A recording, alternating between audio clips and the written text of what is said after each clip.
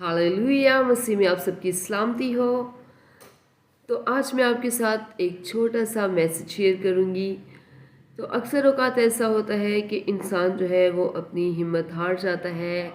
वो बहुत दुआ करने के बावजूद भी मायूस होता है, क्योंकि बहुत सारे ऐसे लोग होते हैं जो आउट ऑफ कंट्री जाना चाहते हैं और जिनके पासपोर्ट पे स्टैंप लग जाती है कि आप इस सिटी का विज़िट नहीं कर सकते या आप दूसरी कंट्री में नहीं जा सकते।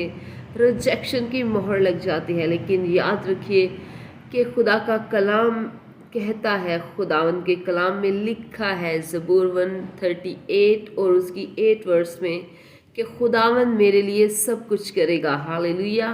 तो जब अब खुदावंद के इस वचन को लेके दुआ करेंगे कि खुदावंद तू मेरे लिए सब कुछ करेगा और तू मेरे बंद रास्तों को खोलेगा, तो यकीन रखिए